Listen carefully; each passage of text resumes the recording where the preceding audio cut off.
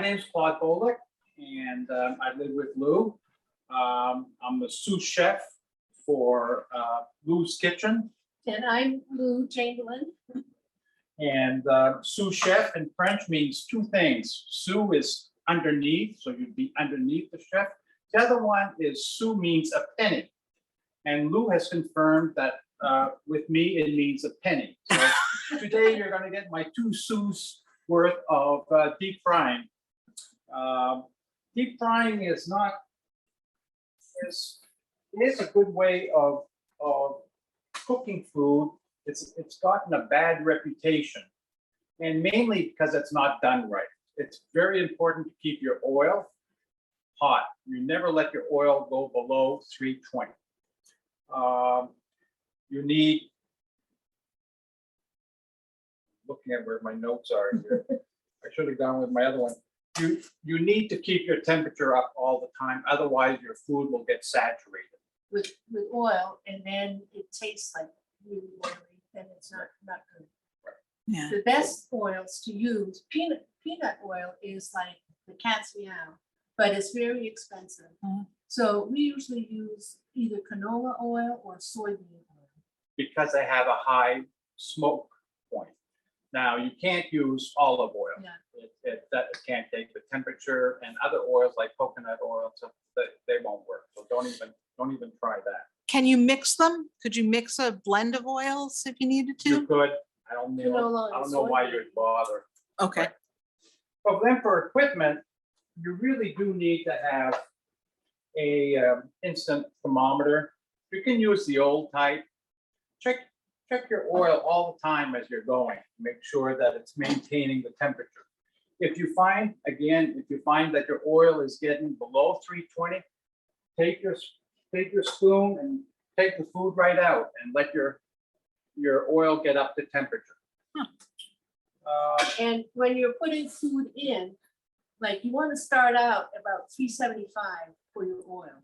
And you don't want to put a whole lot of food in all at once because your temperature will go way down. So roughly one third of the volume of your food to 2/3 of your volume of oil. So for example, I just did a batch here, and I was able to par cook this many French fries. And that's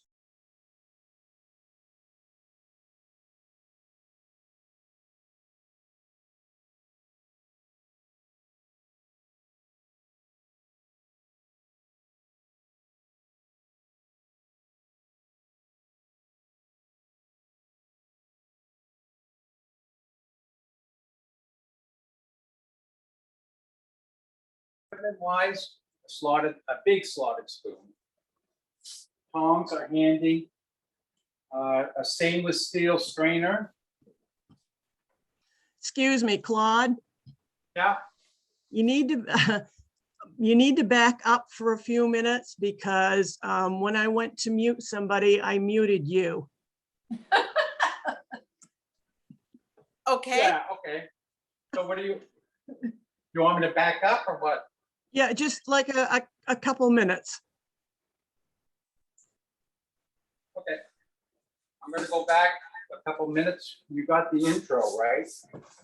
Oh, yeah, You got the intro? we got the info, we got, you know, what kind of oil to fry in and the temperature and Okay, so again, we love these little digital thermostats. They're great. They are expensive, but we're on our 3rd one so far, and they're great. The old type will work too, but always be checking your temperature as you're going. You need to have a strainer of some sort so that you can shake the bulk of the oil out when you take it. You can also just put them on paper towels and wash most of the oil out of it. Now it's important to not put too much food in your oil. This batch here was how much I got in about 2 quarts of oil. So you really need to limit how much food you put in there. Continuing on the equipment, these are fun. You can make serrated edges. They're great for carrots and stuff. Gives you more. The theory is that more surface area gives you more of that crunchy taste that you get out of fried foods. You can, if you want to get fancy, you can get Oh a my. potato cutter, and those are wicked nice. Now you'll look here, and if you see how big those holes are. Those are 3/8. For French fries, 3/8 or 1/2 inch is what you want. Shoestrings are not allowed. Because they just you don't have the inside of the potato taste, and that's really, you end up with a little crispy thing, but it's not there. So It's not a French fry. right. It's not a flake. So I miss any equipment? Though? No. Okay, so then you get your, let me keep going here. Safety. Never walk away from oil when it is heated. Never do what he just did, which is walk away from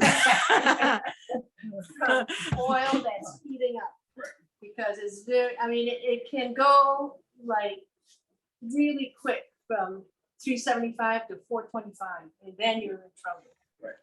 Watch out with kids around it. Do not cook in a round bottom wok. It's too tipsy. What we recommend is a cast iron Dutch. what do they Dutch call it? oven. Dutch Dutch oven. oven. Right.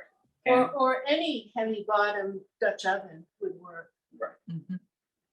Yeah, this one here is just a lodge. It's about $40, $45. You need Keep to, your kids away from the oil. You don't want them playing around when Right. you're doing this. and you want to keep you don't want water around oil. If you get even a few drops of water in that oil, it's gonna splatter. Right. So no water around the oil, and make sure that your food before it goes in is as dry as it can be. You can pat it with paper towels or whatever to Or get put- as much moisture out as possible. Or put it in a strainer. Yeah. Okay, so I'm gonna talk a little bit about deep frying and cooking, but there's myths about it, and that is that deep frying is very fatty and unhealthy because you're consuming oil. That's only true if you don't do it correctly. So now if you think of like when you go and get fried clams someplace, look at how thick that batter is. You got a 1/4 inch of batter. All that batter has soaked up the oil. Yeah, that is definitely unhealthy and not a good way to eat food. You should refrain from that. However, if you maintain your food, your temperature correctly, you use a thin batter like a tempura batter, which Lou will show you later, you're not gonna have that high oil content. The other way that you get a high oil content, and that happens a lot too, is that people, they put too much food in their oil, the temperature goes way down, and it just sits there for a long period of time where it's not cooking. You can tell when it's the right temperature. When you put it in, it's gonna start to sizzle. If you don't get a big amount of sizzle, and I'll show you that in a minute, then that means that what you're doing when you do that is actually the water coming out of the food. The oil is therefore not going in. And then it forms a skin on it, and you actually have a food that's no more unhealthy than something fried in olive oil in a skillet or butter. It'll have about the same amount. So there's a lot of misconceptions about it, and the reputation is merited with how it's used at times, but used right, I don't think it's any more unhealthy than any other cooking technique. The term for it is called, it's a dry heat cooking, And what happens to the food, it's a caramelization of the food, and then you also have a Maillard Maillard effect, effect. which means it's, as it cooks, it gets brown and then it's almost sweet. You know, you get a crust on it and then it's sweet. Okay.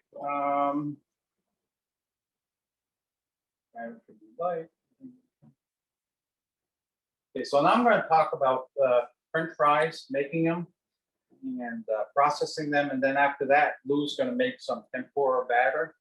And while she's doing that, I'm going to finish cooking the fries, and then she's going to make cook some of the veggies that she's making with the deep fry.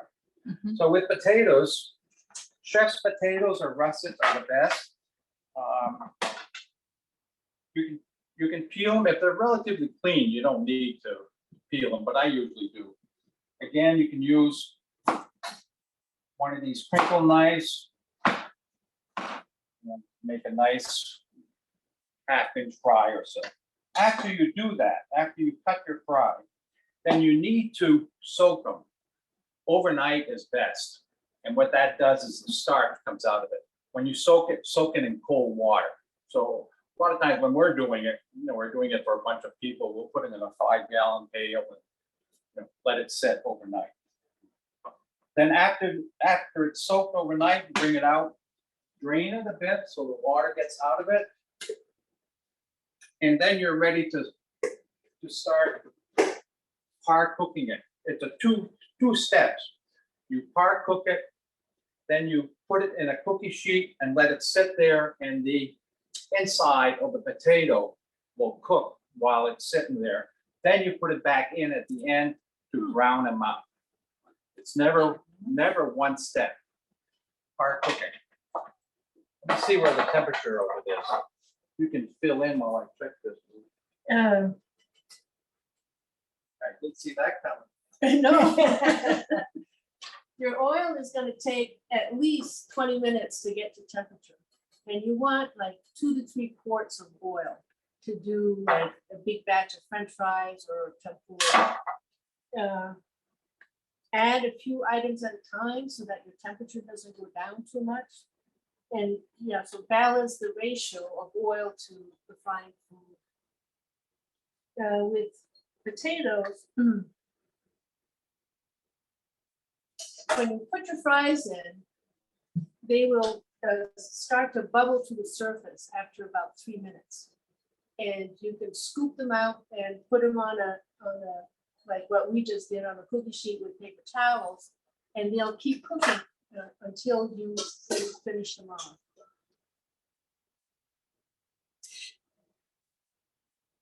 Lou, does Yeah. does the shape of the pan matter? So like a Dutch oven, you've got a watt, it's wider. If you do it, sometimes I do it in a saucepan just because I don't want to Yeah. waste oil, but does that matter? Yes, it does. Because then, one of them it's called deep frying. So you need the depth of it. In a skillet, you just don't get the depth. Matter of fact, we either deep fry usually, or we'll go and we'll put it in the oven. Like instead of deep frying our egg rolls, we'll just spray a little oil on them or brush them with olive oil and then put them in there. So no, it's you need the depth, 3-4 inches of depth. Good question though. All right, now he'll come over. You can come over here a little bit. 1 second. Okay. I'm starting to walk now. Okay, so I'm up to 364. Now I'm not just going to dunk it in. I'm going to submerge it, let it bubble a little bit. Because if I put too much in, then it's going to run over my pan. If it gets close to running over my pan, I take it out for a little bit. Okay, now I know it's all right. But you can see how much it bubbles up. So Right. you need to be very careful. Right. What we have upstairs when we do, we used to do this for the Home Ink Fair in Orland. And we'd have big pots that would have a couple gallons in. And, then you don't have to worry about it because the pot is so big, you don't have to worry about it splashing out as much. Okay, see now it's got a nice simmer, but the potatoes are still not quite up to the top. It's hard to tell by the color when they've done. Time is a better way to do it, and so is the time and where they're floating in the oil. Now we'll look here. We were at 366. I'm right down at the bottom at 316. If it was any lower than that, I would take this, and I'd take it out and let my oil catch up to me. So you can see how much it's affected by when you put that in. Now this is on this part of the cooking. This happens a lot on the finishing one when you're just doing the browning. You don't need to worry about that as much because it's already gotten rid of some of the water and stuff. So it's mainly at this one where you're going to lose a lot of your temperature. Matter of fact, usually when I do the final, I'll be combining two batches, what were two batches of the startup cooking. I'll combine them with the final. So this part of it, you cook it for par cooking, you do it for about 3 minutes. Is that right? Yeah. And some of it matters a little bit, how you cut them. You don't want to go above a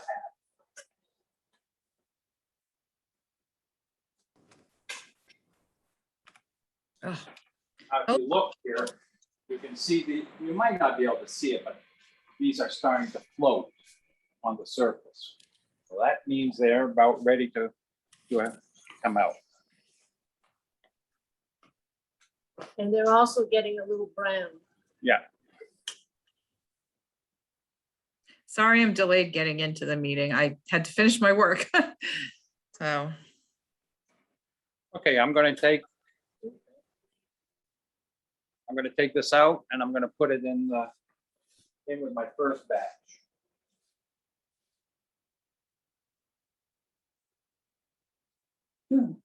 All right, this finishes the exciting part of the discussion. We're gonna go to Lou. For more excitement. For more. There you go. So what I'm gonna do is a tempura with the vegetables. So the tempura batter that we like, I put it on the notes, but I've got a half a cup of flour, a half a cup of cornstarch, about 2 teaspoons of chicken bouillon, half a cup of water, and 2 large eggs. Now this is going to give you a very light batter.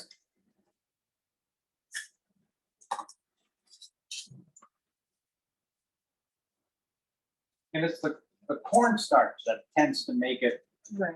a light It batter. makes it crispy.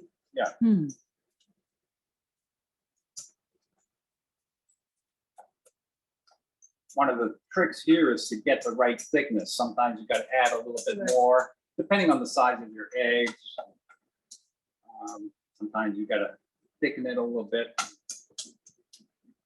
That doesn't look too bad. I think it's too thick. Let me see. A little bit thick, but not much. Want me to get you some more water? Yeah.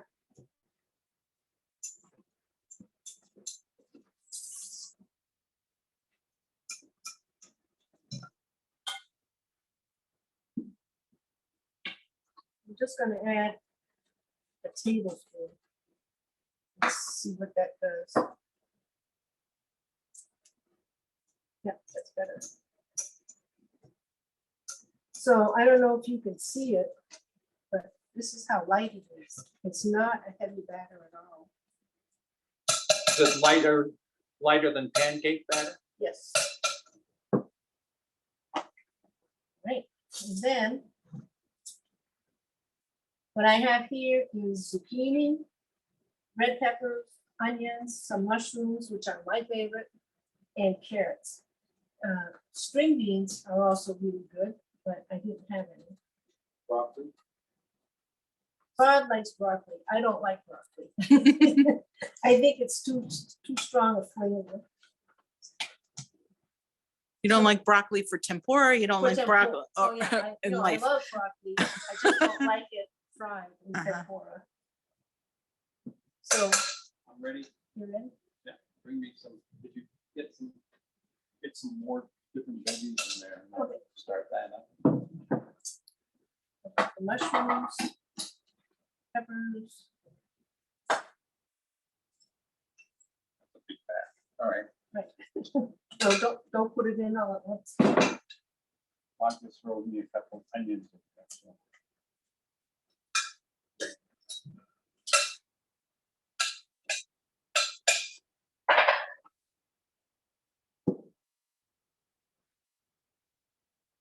So soak them through, make sure they're soaked through, and just start putting them in. Now it's, like we said, it's not gonna have not a very thick batter.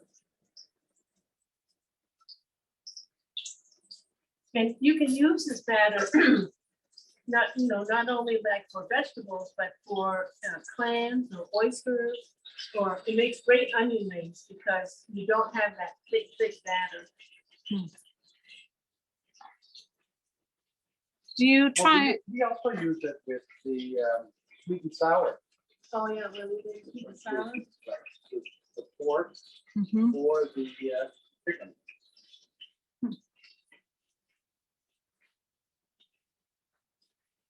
So you just throw all the vegetables in at the same time? Pretty much.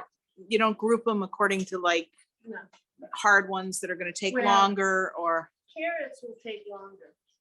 So if we had been doing this, we would have put the carrots in first, let them cook for a minute, and then Uh-huh. put in the rest. But the rest of it, the mushrooms, the zucchini, the onions, pretty much cook at the same time or the same length of time.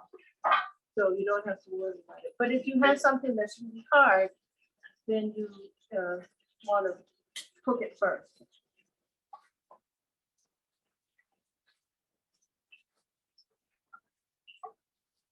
And here you're looking for getting a good color on that Mhm. batter. So we're not there It's yet. not there yet. Right. Now, this does not fizzle nearly as much as the potatoes. Check and see how I'm doing here. Yeah, I went down in temperature. I overloaded this Dutch oven. My temperature went down to 300. I'm actually going to take this, Oh, lift this up a bit and let my oil catch up to me. Otherwise, I'm going to make it real greasy. oh, yeah. I broke it, and this is how you correct it. It's Wanna good to know. put that pan over here.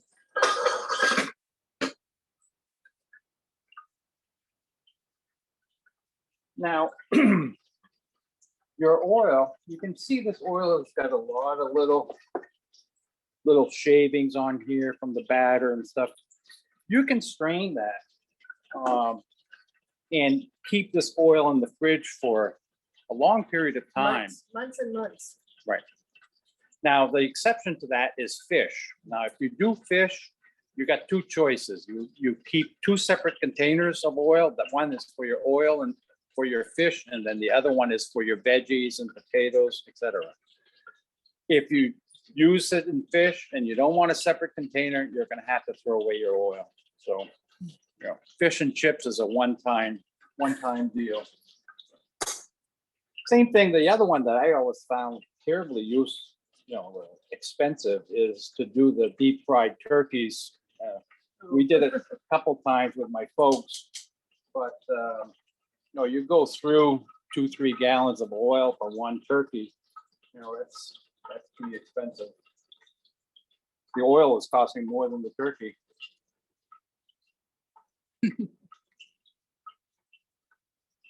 Now that's recovering. What's the temperature now?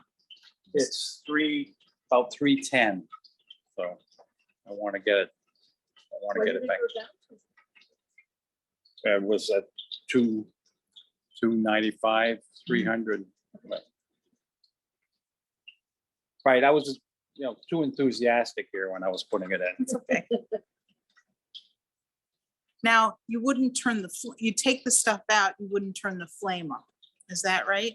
The flame is up. Well, I mean, no, I mean, you would, to get it hotter, would you turn the flame up? Or would you just take you can?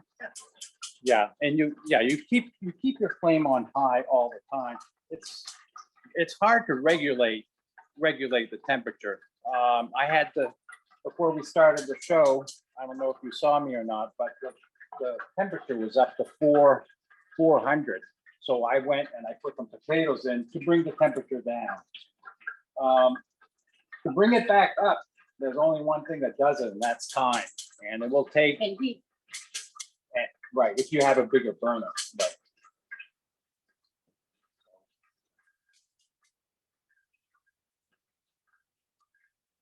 Once you look at the list and see what we haven't covered. We also keep the oil, we'll take the bits of batter out, and we'll store our oil right in this container for Oh, quite a while. Right. How much? Couple months. Now, it's That's handy. easy to tell when your oil is getting bad. One is going to discolor. The other one, it's going to taste rancid. And you can tell when you go in a restaurant and they haven't changed that oil. You taste something, is like, boy, I would be glad when this taste leaves my mouth. And so, you can tell by the taste. Also, Right. it will smell bad. mhm. You know. Yeah, it will have a smell. That's for sure.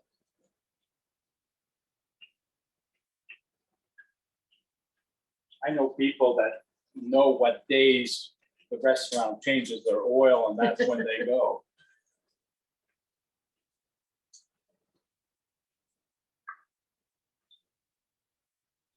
All right, let's get in there.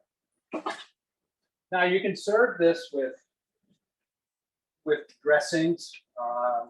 We do it with ranch dressing and Cheese dressing blue cheese. or ketchup. Ketchup. We call it our cuckoo platter. So this is what it looks like. You can see how thin that in the color is showing right through on that. The mushrooms are delicious. You gotta be careful, it's very hot too. When you're Oh, yeah. I'm gonna finish those. yeah, you're gonna wait till it's get to the- While we're waiting for that to come up in temperature, does anybody have any questions? You just need to Yeah. unmute yourself if anybody wants to ask a question. Can I ask what temperature you want it to be at? Because I missed that. What temperature do you want the oil to be at when you? 375. Okay, 375. thank you. All right, That's a good starting temperature. You don't want to go above 400. okay.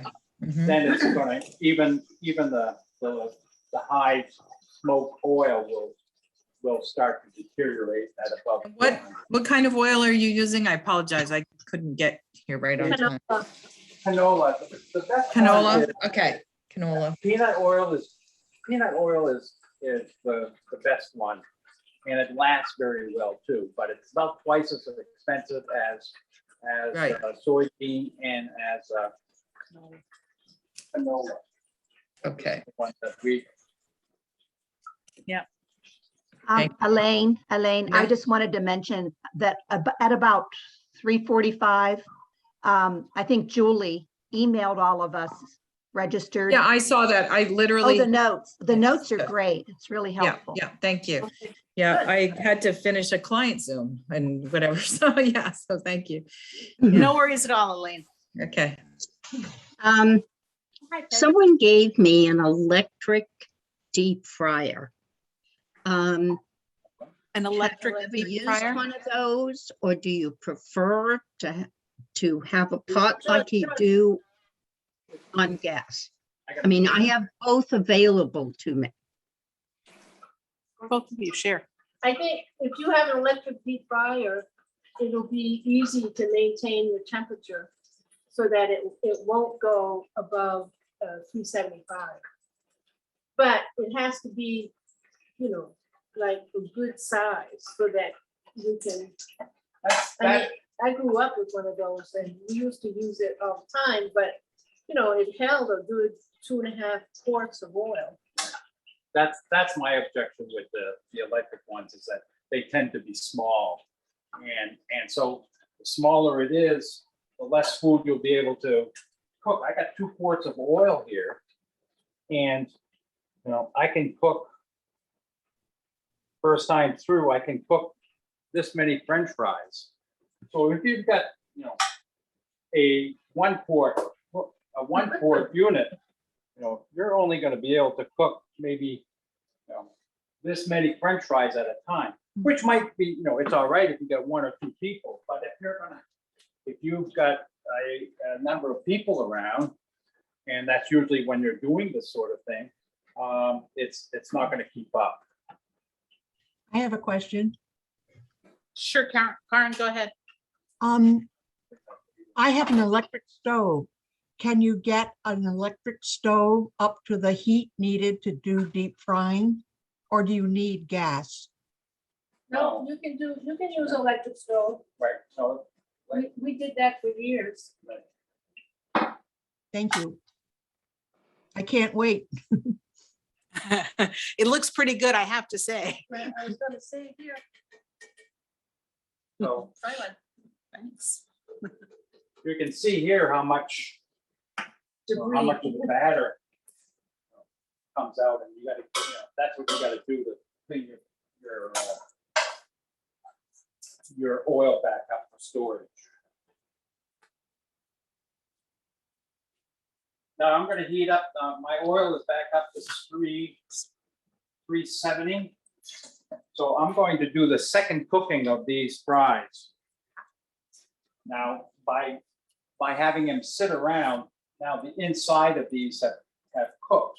And so all I'm trying to accomplish now is to get a nice golden brown on the outside. One thing that's tricky with that is some types of potatoes will turn a deep brown, but they actually they won't have the crisp on them yet. Oh. So you got to know which potatoes, what type of potato you're using, how they're going to color up, how they're going to be done. Is there a preference for a type of potato, or can you just adapt to whatever potato you have? Well, Look, the people at the fair, and a lot of those people are pretty good experts at French fries.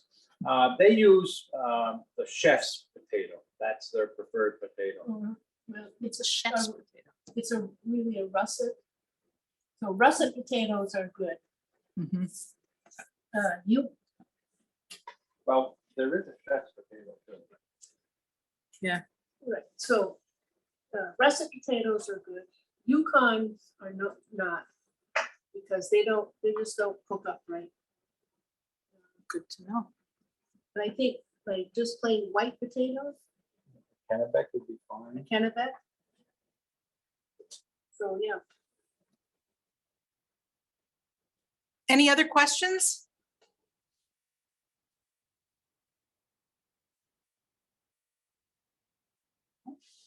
No I do have a question. I'm curious if either of you see a difference between using panko or using breadcrumbs. We don't use either one. Okay, On anything? No, we use that tempura A batter. got it. No, we don't fry with breadcrumbs or panko. For one thing, that they would like really mess up your oil quickly. It's probably hot. Yeah. You're gonna show people the golden fries? Yeah, it's not quite there yet. Get through it. Yeah.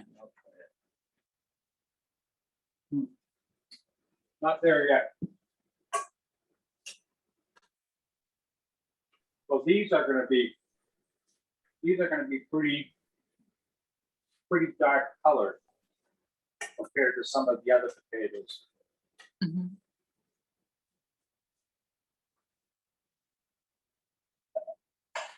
Is it good to It's keep one of the, tossing? Is it, I'm noticing that you're stirring frequently. Is that good or should you just let them cook? It doesn't matter. it doesn't matter. Okay. Probably nervous habit more than anything. It's also good to, keep your food, and that's important with the tempura, keep things from sticking together. Right. The Belgian people do two things very well. One of them is pits, which is fries, and then the other one is chocolates. So I love them. I was wondering about the chicken bouillon. Which kind are you using? Because they have a lot of sodium in them. I know because I use them and I like them. It's, uh, MSG usually a lot of Just- times. it's just per box. It's a sodium free though. Right, Oh, you're using a sodium free? Mhm. right. Oh, wow. I didn't know there was such a thing. Okay. Yeah, but usually I use one with sodium, but you're using like a teaspoon or two. Yeah, a In. teaspoon has a huge amount of sodium though, but yeah. So Okay, these are looking pretty good. those look great. And then put them down to on the paper towel to take some of the oil off. Sprinkle some salt on it. It's nice if you use a thin salt. And I'll show you what that is in a second. Go ahead.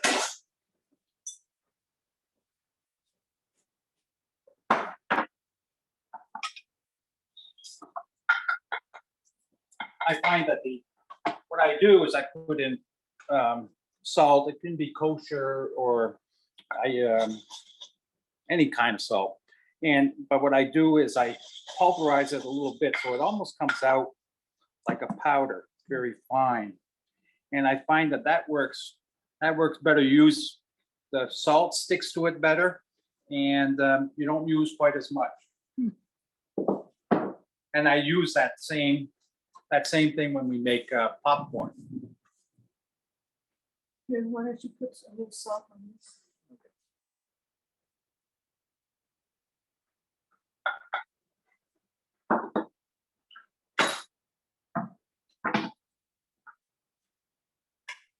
Right.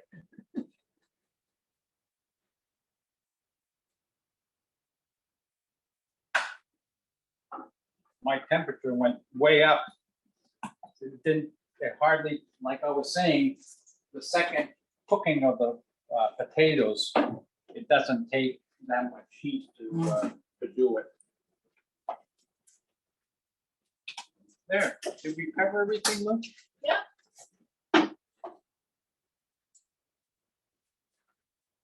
Oh, it was something I haven't talked about with anybody, but one of the things that we thought of doing besides the pizza is next year we would do what we call fair night.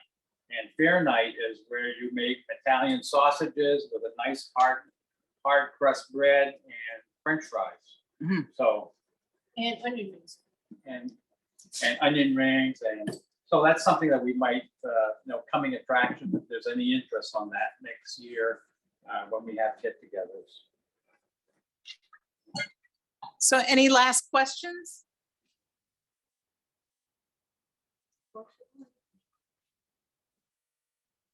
No.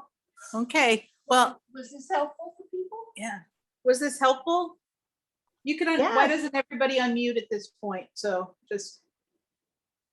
You can. This was The only thing that terrific. would be better is if we could taste it. Yeah. Come on Very over. true. Right. Yeah. But So thank you both, Lou and Thank you Claude, very much. of the Lou Kitchen. This was really helpful and really great. I know I learned a lot. Thanks to all of you for joining Thank us. you. and Thanks again to Lou and Yeah, Claude. thanks for. Thank you. Helper. Bye.